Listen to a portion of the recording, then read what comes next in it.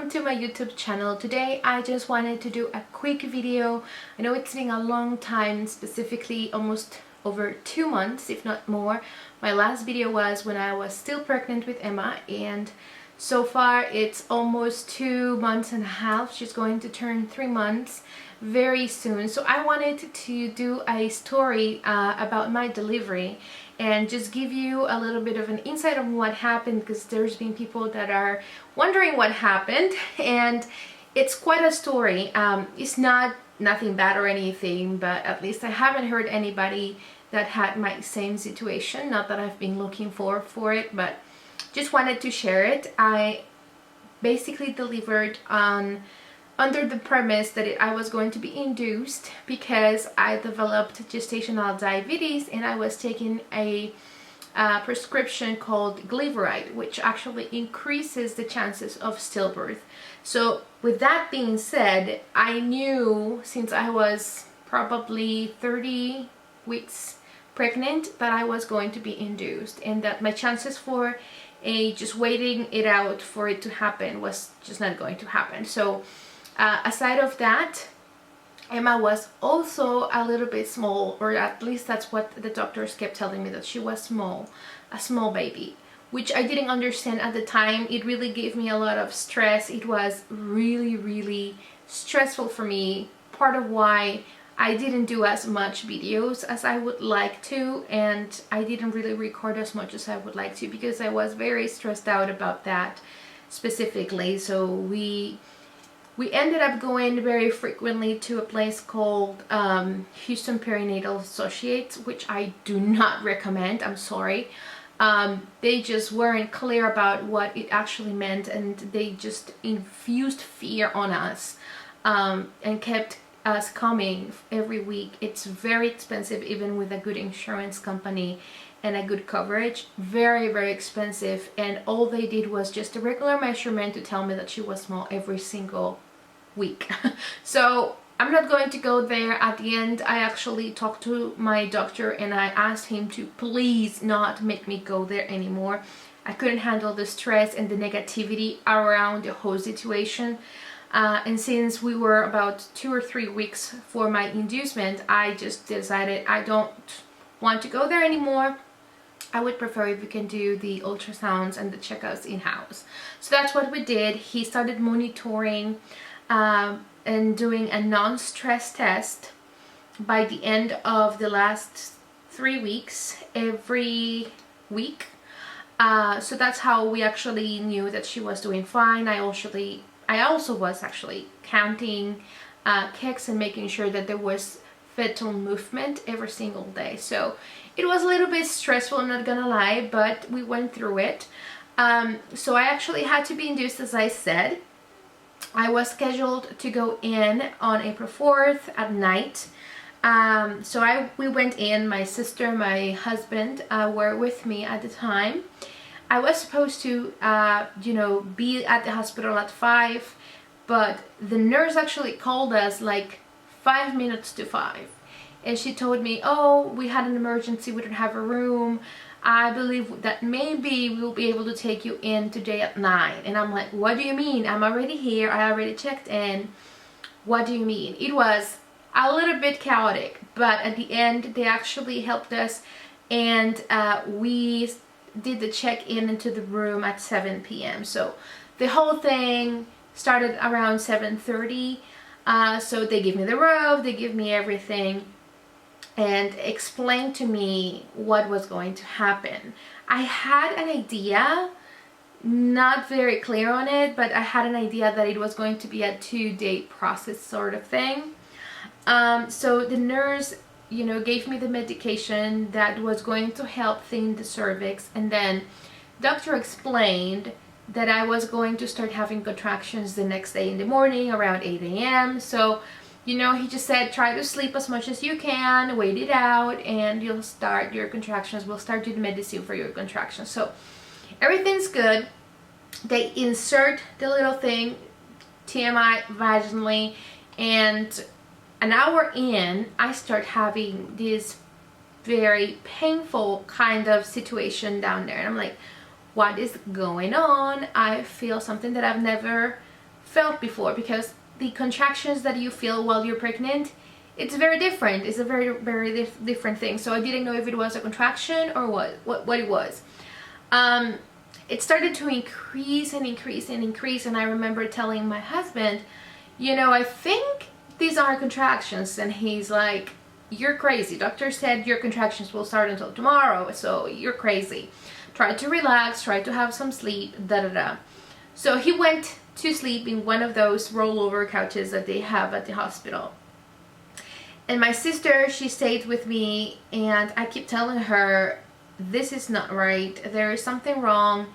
This is a contraction, and I can feel it getting stronger.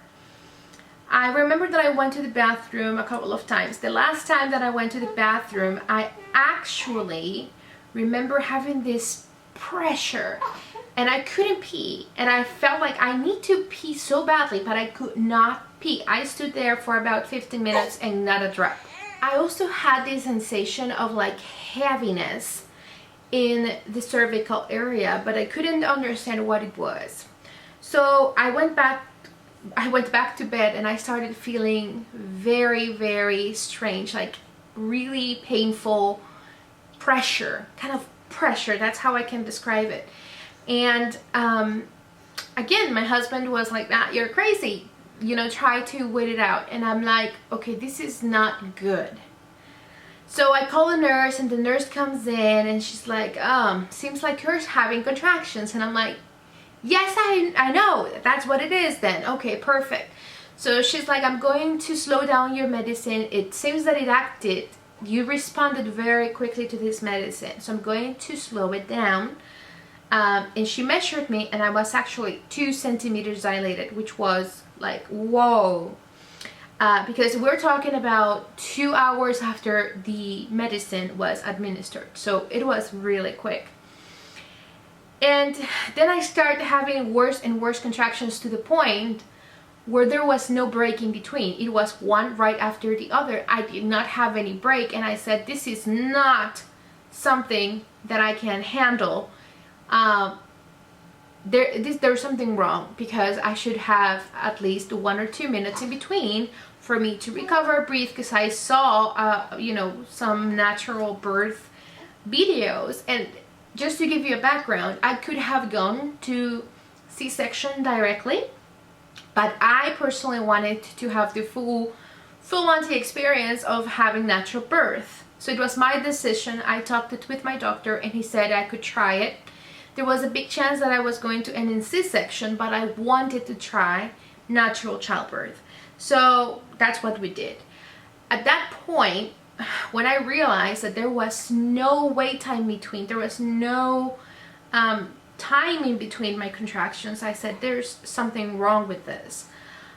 And by the time that the nurse slowed it down, it kind of, you know, got a little bit better. But I was still, so long story short, it got a little bit more manageable. I was having around a minute in between, but it was getting stronger and stronger. And as it got stronger, I just felt my water break. And I'm like, oh my God, there's like, it was like an amazing amount of water coming out of me. And I'm like, my water break, hello, I'm going into labor. And then my husband then took it seriously, and he's like, okay. So I guess that moment he realized I was serious about having pain, contractions, and all that stuff, and that I was in labor, because I had already started to feel that I needed to push, and I knew I couldn't push. Actually, if I did, my baby would have got stuck in the birth canal. It was just not, I knew I couldn't do it. So they call the doctor, and they say, okay, we'll monitor you and see when you go into labor, because you're in labor now. And I don't know, they have like a period of time right now, I can't remember it specifically how much time they have, but you don't have forever once your water breaks. So the nurse immediately advises me, I'm going to call the anesthesiologist just in case you want to have your epidural. And I said, I don't want an epidural. I want to wait it out and try to be at least 5 centimeters dilated or more, because I know, or at least I have read and research says that if you put an epidural too soon, it will slow down the dilation process. So I wanted to wait it out until I couldn't take it anymore.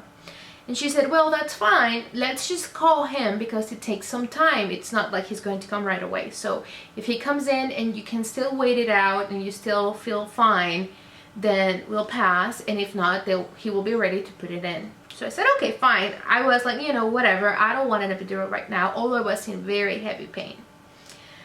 Let me put it this way, it kept going stronger and stronger to the point where I was, again, no break in between my contractions. And when they measured me, I was 4 point something, almost 5. So I said, okay, this is not right. I should have a time in between my contractions, but it was not happening. I reacted way too fast to that medicine. So I said, you know what, this is not good, because the problem is, first of all, I had IVs, so I could not just, walk around and do the nice movie-like birth exercises where you can just breathe and relax and, and do sit-ups and, all kinds of movements. I was confined to the bed. I could not move because I had that. One thing that I totally forgot to mention is that during that process, the nurse advised to take a painkiller that was prescribed by anesthesiology, I think. So they gave me something, I don't remember the name, they didn't even tell me. They put it on the IV. And I just remember that I went, woo, crazy. It was like a drug, like I was on drugs, and I started to talk funny. And, everybody was laughing. I remember that my sister even took a video. I was talking funny and all kinds of crazy stuff. I could still feel the pain, but the way that it worked was my brain could not focus on the pain. But I remember, and that's on the video actually, I was telling my sister, I still feel the pain, I just cannot focus on it. Long story short, it only lasted for about an hour, and then I was back to the pain again. So it was just crazy. Again, I had no rest time in between contractions, which made it unbearable. You need to have your breathe time so that you can recover from one contraction to the next. You know how you have heard that it's like a wave? It actually is like a wave, but when one wave is next to the next and the next, you don't have time to recover, and it's just excruciating and it's very exhausting. So by the time that the doctor, the anesthesiologist came in, I was ready for an epidural, and I said, I'm not going to try to be Supergirl. I can't do this without a normal process. This is not a normal, natural thing. So I can't do it like that. So they sat me, and I remember that amount of water just pouring out the room. It was my water. When they moved me, it was just crazy. And then once they put the epidural, I couldn't move my legs, I couldn't move anything. So we waited out, and that epidural came like at 2 in the morning or something like that. And then all through the night until 8 p.m. when the doctor came, I was 8 centimeters dilated, and I'm like, woo, this is happening.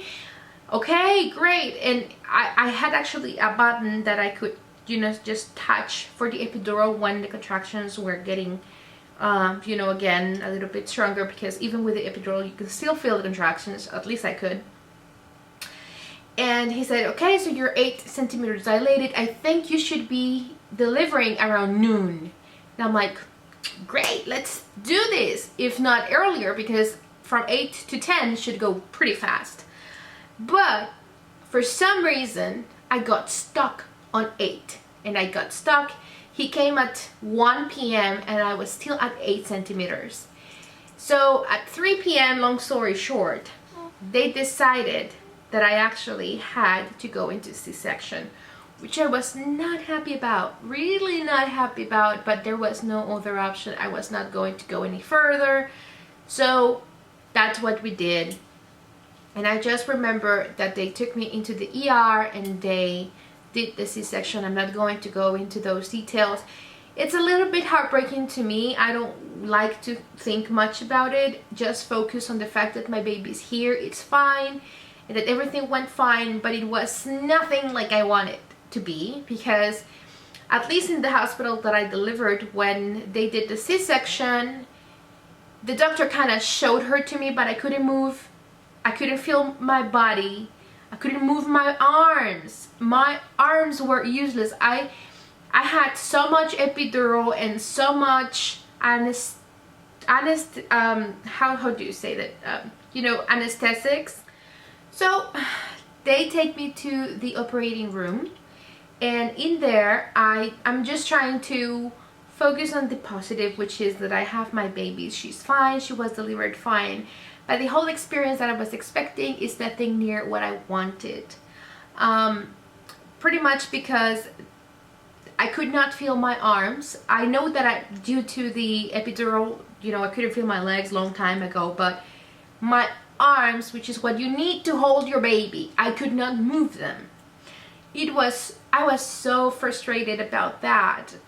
Not that they tried to give her to me anytime soon, but let's say that I was expecting that even with a C-section, once they, you know, take her out of me, they would give her to me and put her on my chest without taking her anywhere. They didn't do that. They actually took her. I mean, the doctor kind of showed her to me. I could only see her feet because I had this blue wall, that's why I could not see myself open. But I really expected to have her in my chest and all that, you know, all that nice experience, sorry. It just did not happen. And then the whole video thing was very, very limited. I only have a very short video that my husband was allowed to take when the doctor lifted her and showed him that, you know, her, the little bit where they were weighing her and measuring her. But other than that, once they took me out of the operating room, they tried to put me to give her to me. I could not feel my arms, so I was so frustrated because I wanted to see my baby. I wanted to hold my baby and I couldn't. I had never felt such amount of frustration in my whole life, guys. Just imagine, you just delivered your baby, you want to see her, you want to meet her, and you can't because you can't move. You can't hold her.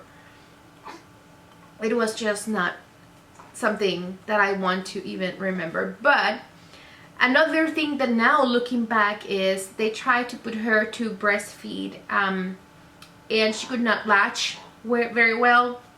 So immediately the first thing they do is put a nipple shield, which is something not recommended if you want to breastfeed.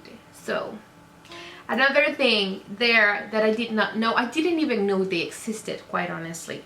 So I go into the nipple shield and then she latches on and we start the breastfeeding process, learning curve. And you know, weeks and weeks after bringing her back home, I realized that nipple shields aren't the best thing for her or for me. It doesn't really help you establish your milk supply, and it is very, very hard to wean off. It's like they get used to it and it's set on stone. I'm very proud that she is not using it anymore, but it took me a long time to help her get out of it.